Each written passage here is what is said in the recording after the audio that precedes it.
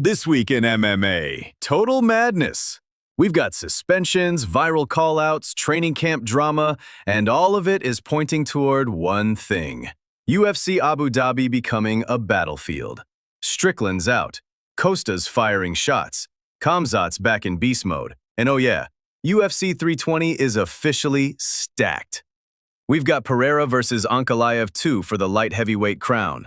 Dvalishvili versus Sandhagen for bantamweight gold. And Jiri Prohaska versus Khalil Roundtree Jr. Pure chaos incoming. Let's break it all down. First up, Sean Strickland has been suspended by the Nevada State Athletic Commission. Why? He stormed the cage and threw punches during a regional MMA event.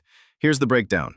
Strickland was cornering his teammate when Luis Hernandez secured a guillotine win and immediately started taunting their corner. That's when Strickland and fellow UFC fighter Chris Curtis rushed in. Strickland landed a clean punch before security pulled everyone apart. The Nevada Commission acted fast, issuing a suspension that, for now, prevents Strickland from fighting in that state. But here's the kicker. UFC rules only enforce suspensions by jurisdiction, so technically Strickland could still fight in Abu Dhabi or anywhere else outside Nevada. That brings us to UFC Abu Dhabi, where fans are wondering, will Strickland still show up? Or is this whole ordeal going to keep him sidelined longer? But after the fight, this guy comes up to me and calls me by name, Strickland. Calls me a bitch, tells me he's gonna fuck me up. Does the hand gesture, then says that. I can't even say it, Instagram will give me a violation. Like, as a man, I am not capable not to answer that. If I walk down the street, if I leave my house and somebody says that, like, my soul will not allow that to not go answered. It just does not. I cannot do it. I cannot fucking do it. I can't do it. And, you know, I have the American flag and I have the Constitution in my office, and I look up to a lot of our founders, you know, George Washington, later on, you know, Andrew Jackson, Teddy Roosevelt, and these are like the pinnacle of men and masculinity.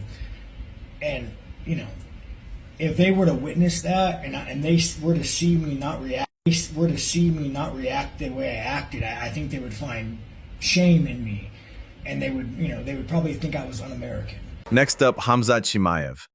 For weeks, rumors were flying. Sick, out of shape, might even pull out of UFC 319. But now, that narrative's dead. TJ Dillashaw just gave us the inside scoop, and it's flipping everything. Khamzat's been training with coach Sam Calavita at the training lab in Los Angeles. This is the same mastermind behind cardio freaks like TJ and Arman Tsarukyan. TJ straight up said, Coach Sam doesn't let his fighters enter the cage with a bad gas tank. Khamzat's doing Rocky-style garage training, mastering weight cuts, peaking at the right time, and finally focusing like a true title contender. We've seen Chimaev gas out before. Remember the Burns fight? That version of him? Gone. This time, he's aiming to walk into UFC 319 shredded and unbreakable. And with Coach Sam dialing in his cardio and nutrition, this could be the most dangerous Khamzat we've ever seen. But Khamzat's camp isn't all smooth sailing. Arman Tsarukyan, who's helping Khamzat prep, just got into a heated altercation. And it had nothing to do with training. At Jackson Gym, Arman confronted Bear Didio, a clout-chasing influencer tied to Rampage Jackson's crew. Why? Bear left a closet door open, where Arman was storing his $1 million luxury watch collection. Yeah, you heard that right. 7-figure wristwear, left exposed in a public gym. Arman didn't throw hands, but he did charge at Bear and let him know that stunt could have ended badly. Tsarukyan's family is rich, construction tycoons back in Armenia, and he's not about to let anyone risk his stuff in a gym full of cameras and egos. Bottom line, Team Khamzat is fired up, but the tension is boiling just beneath the surface. Brother, you see like Santo everywhere. How's the house? Very good. Thank you so much. Bro, why you open? Why you like leave open the door? Which door? The closet. When? Today, $1 million watch there is. I didn't know. Bro, $1 million watch.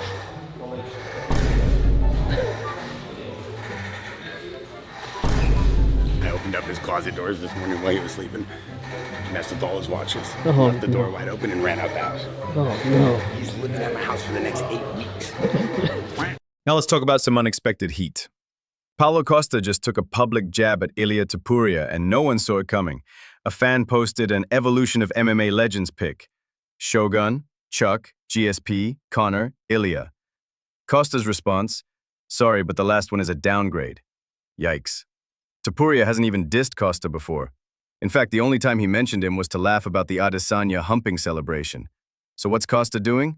Starting beef? Building hype before his next fight? He says he's in the best shape of his life, ready to destroy Roman Kopylov, then call out Khamzat Chimaev. Costa versus Chimaev in Abu Dhabi? Now that's a war the fans would show up for. Chimaev, going to tell you are a coward. And I'm here, I'm going to look for you. I'm going to change for you. And I will not stop until I get to you. Well, congratulations on the massive victory. Ladies and gentlemen, give it up for Paulo Costa. Let's take a step back. Why is UFC Abu Dhabi getting all these names?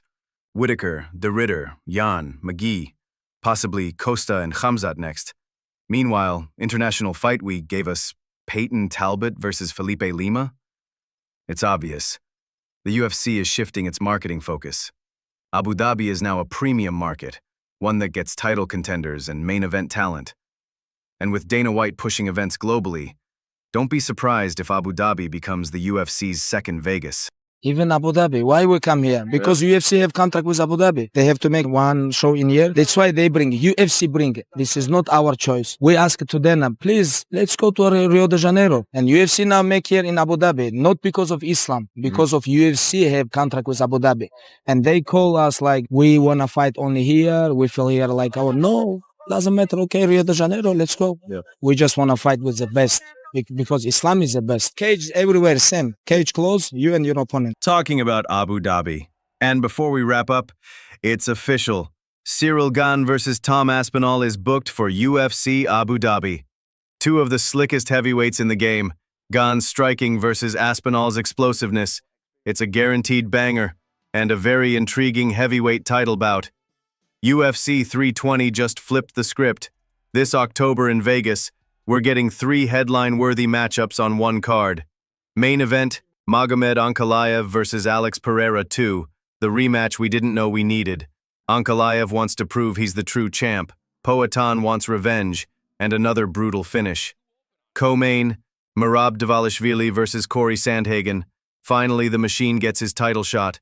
But Sandhagen, he's been waiting in the shadows. Expect non-stop pressure versus precision violence. Feature bout, Yuri Prochazka versus Khalil Roundtree Jr. Yuri's madness meets Khalil's thunder. Both are allergic to boring fights. Don't blink. This one could end violently. 3 ranked wars, 2 belts, 1 violent night in Vegas. UFC 320 might be the card of the year. UFC 320, October 4th, T-Mobile, Las Vegas. The champ, Magomed Ankalaev, defends his belt against Alex Pereira. Ankalaev hasn't lost in 7 years. He has the second longest win streak in the UFC light heavyweight division behind who? John Jones, the GOAT. The co-main event for that fight will be Merab versus Corey Sandhagen. Merab is on a 13-fight win streak. Sandhagen's ranked number 3. Another badass fight on that card is Yuri Prochazka versus Khalil Roundtree. I don't need to say anything else. For those of you that know, you know. All right, now, UFC 321, October 25th, Etihad Arena in Abu Dhabi. Tom Aspinall will face Cyril Gane. Aspinall has 15 wins, and all of them are by finish. Gane is the number 1 ranked heavyweight. Defending his undisputed gold, technically for the very first time, against the pride of France, the French prince himself, Bon Gamin himself, the one and only Cyril Gane. These two have been going back and forth for the better part of 2, maybe 3 years. Well, this was the fight that we all thought was going to happen in Tom's official first title defense, and so it is in fact going to happen. Tom wanted to fight in Abu Dhabi. That was the sense that we got when he became undisputed champion. He didn't want to wait for New York. Let's be honest, the tax is a little better over there in Abu Dhabi compared to New York for an Englishman, for anyone, if we're being 100% honest. And so he wanted to be active. He wanted to fight in October. He wanted to fight in Abu Dhabi. It's closer to home, and so they oblige. And you'll recall a few weeks ago I said, it's looking like Magomed and Alex, October 4th. It's looking like Tom versus Cyril, October 25th. And it's looking like JDM versus Islam in New York. That would be the next pay-per-view. Now, that hasn't been officially announced. That hasn't been signed, sealed, and delivered. But at this point, I would be surprised, considering how the chips just fell earlier today, I would be surprised if it doesn't play out that way. So, let's recap. Strickland's suspended but could still fight outside Nevada. Khamzat's gas tank might be elite thanks to Coach Sam. Arman's protecting million-dollar watches mid-camp. Costa's aiming at Ilya and calling for Khamzat. And the UFC? They're putting Abu Dhabi at the top of the food chain with a new heavyweight banger. Who's fighting next? Will Costa vs. Khamzat happen? And does Strickland still headline a card before year's end? Let us know in the comments what you think. Like the video, smash subscribe, and hit that bell icon so you never miss another cage-side news fight update. We're just getting started.